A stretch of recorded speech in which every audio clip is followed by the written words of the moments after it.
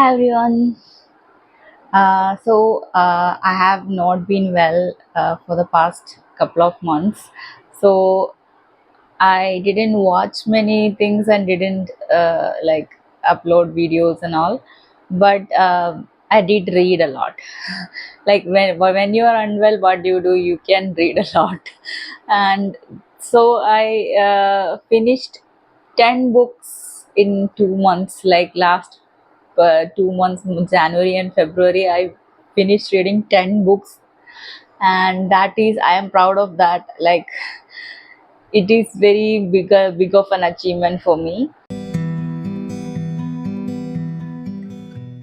So first of all, I wanted to tell you all about this trilogy I read. It is the first book is called Emily Wilde's Encyclopedia of Fairies, and this was extremely good. Like this book was like 5-star rating. I gave it 5-star rating on Fable, and this book has the second book's name is Emily Wilde's Map of Other Lands, and the third book is called Emily Wilde's Conundrum of Lost Tales. And these three books are so good that I want everybody to read them. Third book I'll tell you about, but first two books are really good. Third book was not that great, as not as great as first two books, but the first book is really 5-star rating. I gave it a 5-star rating, and second book I gave a 4.5-star rating. 4.5, not 5. This is 5-star rating for sure. So third book was little bit not that great for me. First of all, this book, the story of this book is that you should just like not read too much into the story, because there is a surprise element in this book. But the story was that concept of the story is that there are fairies in this world. There are different species and different kind of fairies in this world, and there is a like a department that studies fairies. There are like scholars who studies fairies, and this the main character Emily Wilde is a scholar who studies about fairies. And this story happens in the past. It happens in 1990s, not 1990s. Like just a second. Yeah, 1909. It is shown as like 1909. It is starts in 1909. And the story is that Emily Wilde just goes to this island kind of place. There is a distant land kind of place. It's called, I don't know the exact pronunciation of this place. It's Lojsland, Lozland. I think it is pronounced Lozland. And there she has to study. She goes there to study a rare kind of like fairy, and those they are called the hidden ones, and she goes there to study them. The villagers are not that welcoming towards her. They think that she is wasting her time. They think it is dangerous to like study fairies, and dangerous to like venture into their realms. How that changes, and how Emily is able to win the hearts of the villagers and become one of them and study the fairies and etc., is the side of the story. The another side of the story is that Emily has a friend, not even a friend, her colleague. His name is Wendell Bambleby, and he and Emily has a love hate kind of relationship, like friendship and not that friends but colleagues kind of relationship. And he comes to her in that village, trying to like help her through the process of finding, and she is very bitter about it. And then they have a like whatever relationship between them. That is the another side of the story. And then the whole fairy thing is the main plot, like how the fairy, she befriends some fairies and stuff like that is the main plot. But don't think that the fairy thing is like very sweet and all. Like these fairies are scary. Like not the fairies are not like Tinkerbell. These fairies are really scary, and some the first half of this book can be very unsettling. Like there are a lot of things that feel like a horror story, and there are a few things that are very unsettling to read. But I felt a little bit scared reading the first half of this book, but then it gets like goes to a little okay mode, and like it has a lot of fairy element and lot of fantasy element, and I really enjoyed this book. Also the relationship between Emily and Wendell is really sweet to an extent, and it has very unexpected elements and a very mystery and lot of, it's not cheesy at all. There is a romance kind of thing, but it is not cheesy at all. It is very natural, and I really like this book a lot. I want everybody to read the Emily Wiles this three books. Third book, no, not so much, but second book.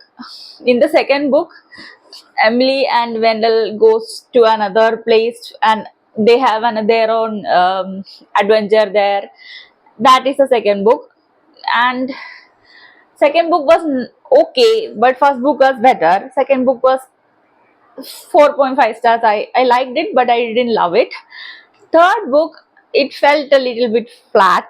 It just came out. Maybe because I read this in January.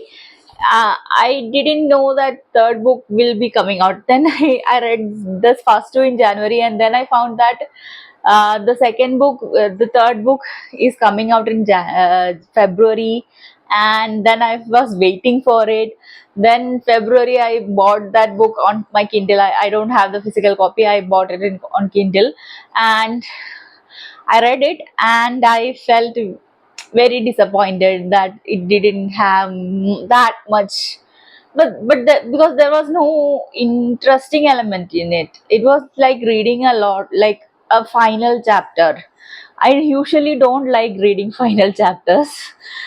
It felt like reading a book 300 pages final chapter, and it was like okay, but I still love the characters. I still love Emily and Wendell and all the side characters, but uh, it felt flat. That's all. So first two books I really recommend. I can't recommend these enough. It's but I just don't like that these are two different sizes though. They do this like thing these days that books they make series books of different sizes. This is like very like disappointing that these are very different sizes. So that is one series that I really liked, and I would recommend. Second book, I these are like high fantasy books. Then I read a few non fantasy, like normal world books. So next I read a rom-com kind of series. Its first book is better than the movies, and the second book there was a bit novella kind of thing in between that was better than the prom, and then there is a second book, nothing like the movies. These are written by Lynn Painter, and the Encyclopedia Fairies were written by Heather Fawcett. I just forgot to mention her name. They were like written by Heather Fawcett. Where is the name? Okay, and better than the movies, and nothing like the movies were good. I didn't expect to write like a rom com this much, but this rom com, these were like literally rom com. It can be made into movies, and I hope this will be made into movies in the recent few years. I think it will be. Most probably, it will. This will be made into movies. Let's wait for the movies. And I felt that these two books were really good. I really liked them. It gave me the vibes of all the boys I've loved before that series, and it was like sweet. The story of Better Than the Movies is that there are like Liz is the main girl's name. Liz is like okay, like a normal teenage girl with a little bit difference. She likes to wear dresses to compare to jeans and top, and she is very into romance movies and like and all. And she has a tragic past where her mother has passed away and she has still not processed that information very like that trauma very well. And her uh, she has a father and a stepmother. She doesn't really call stepmother as stepmother or mom.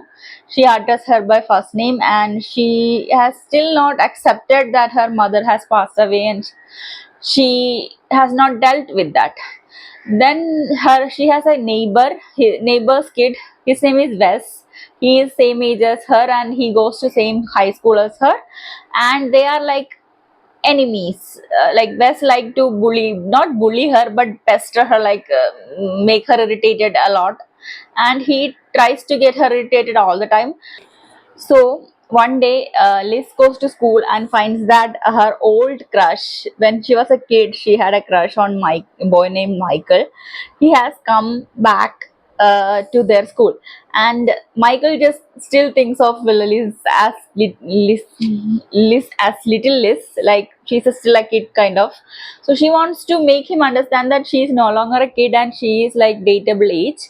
So she and Wes make this pact that they will pretend to date each other so that Michael can understand that Liz is no longer little Liz. And in the process of this fake dating, uh, Liz and Wes starts to like each other and they fall in love and so usual story.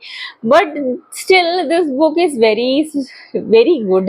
Like it's a rom com, but it as a rom com it is good. Like the feelings between these two are very believable, and everybody hated that there is a second book for this couple, because in this book they break up. They break up, and then Wes is trying his best to get Liz back. That is what's happening in Nothing Like the Movies.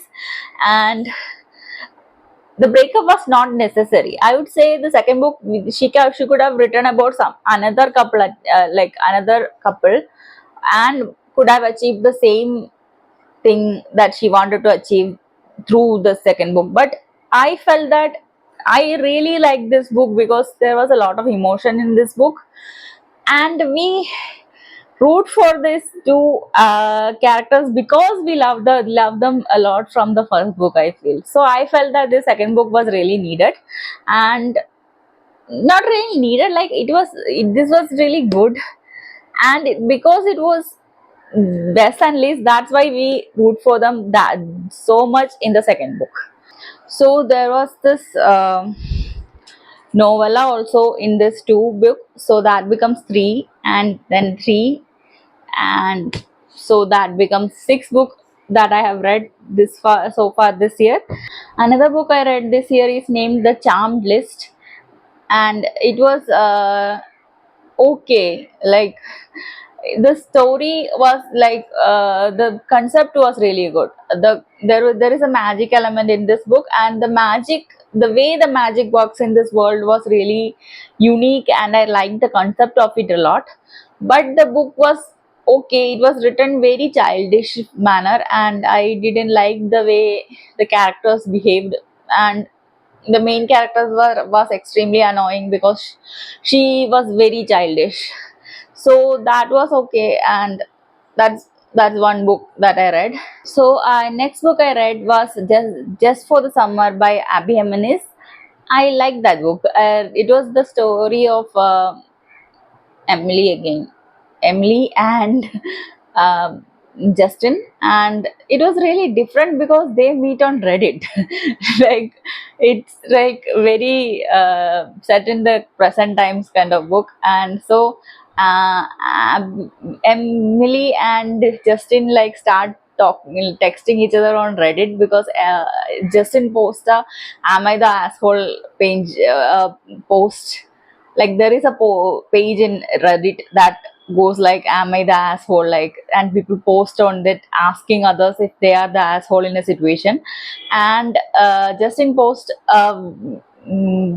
like post describing how he has this problem that whenever he breaks up with a girl, the next person that girl meets is her soulmate, and she gets married to that person, and that is his trait. That he dated with one girl, and then that girl broke up with him, and like got together with his best friend. And then he explains how that is like he named his dog after his best friend. And that was very funny incidents and stuff like that. And then Emily reads this, and she has the same issue that whenever people break up with her, the other guy goes on to marry somebody, and they connect each other on like talk to each other on Reddit, and they connect and they decide to date each other so that they can break up, and then the next person they will meet will be their soulmate. But just that they connect to each other, like they start falling for each other.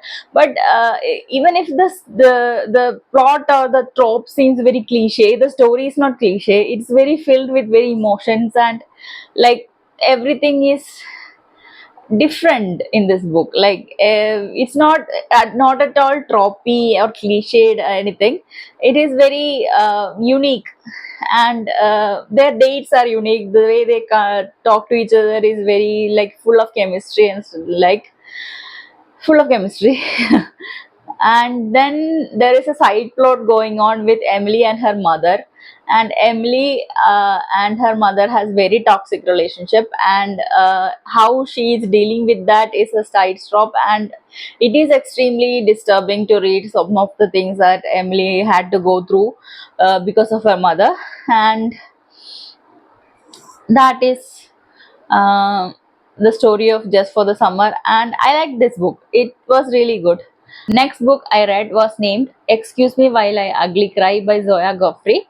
And this book is a high school love story, but the male lead and female lead both are black people. And this is a few of the books where I have read where the leads are black people. I like this book. It was okay. But there is a lot of it's a love story, but there is a lot of racism stuff also going on. I think a black person would be able to relate more to this book than me, who is just a random Indian girl. So I would recommend this book to see. So I would recommend this that any American people should read this book. Excuse Me While I Ugly Cry, because I don't. I think the story is very relevant, and the things said in it is very relevant. It is a love story in the end, but it is very lighthearted also. But the racism stuff is very relevant, and so I think people should read this book. The basic story of this book is that there is this girl, her name is Quinn, and Quinn has this habit of writing lists of everything she thinks about in her journal. And she has a list journal, and the journal is like she writes stuff like that, lists like things I need to do before I graduate, the boys I like to kiss, 1 2 3 4 5, like that lists. And some of her list items are very personal and also very problematic. Some of the list items are. So one day she lose this journal, and one of the boys in her class, a boy named Carter, like takes the journal, gets this journal, and Carter again loses this journal. And then this journal falls into the hand of a blackmailer. The blackmailer tried to blackmail her Quinn, saying that they will expose the journal list items if she doesn't do the things mentioned in things I need to do before graduation list. And so the Queen gets blackmailed, and Carter agrees to help with her, like to help her find the blackmailer. But Queen is not sure if Carter is the blackmailer or somebody else the blackmailer, and on the way she finds, like, she gets a lot of friends, and on the process of finding this blackmailer she befriends another girl, and she, like, Queen used to be a person who doesn't really understand her like race identity. Like, she had a lot of white friends, but now she is getting black friends, and she is like slowly um she is slowly and like accepting her black self, and like dealing with the racism stuff, and how she was like ignoring racism. Now she has to address them, and she is like eh, coming in terms with them. This is more like a coming of age, finding oneself kind of story, and I liked the book a lot, and I gave it 4 stars. So I would recommend. It's more, I think, as an Indian, I can't relate to it much, because I can only understand it from the third person's point of view. But as an American, everybody should read this book because it has a lot of racism element. The last book I read this year is Days of Morisaki Bookshop by Satoshi Yashigawa, and I like this book. I really like it. Was, you shouldn't expect much story from this book. It was a very cozy read, and it is like just no story, not much of a story, but it was a feeling. Like, it was very sweet kind of feeling book, and I liked it.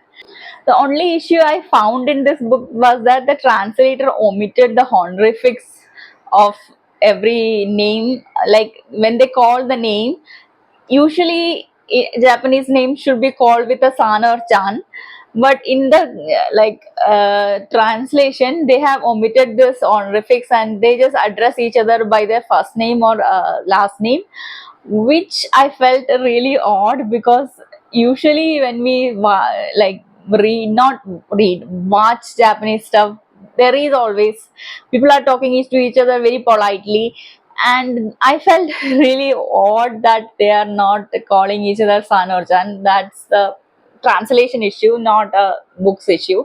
The book was really sweet, and I would recommend this. But not much of a story. This is just like a feeling. It's a cozy read, and it's most of us feeling of this book. That is one of the last books that I have read in last 2 months, and that's all. And I plan to read a lot of books this year. I have made a list of books that I want to read this year, and it's like some 35 books. I hope I can finish 35 books this year. I have read already 10 books in 2 months, so I hope I can finish 35. I'll be totally have confidence in reading 35 books this year. The more the merrier. I think I can read that, and I will I have a little bit uh, to be read list for next 2 months. I'll share that if you are interested. Right now I'm reading a book named Half a Soul, and it is an interesting book.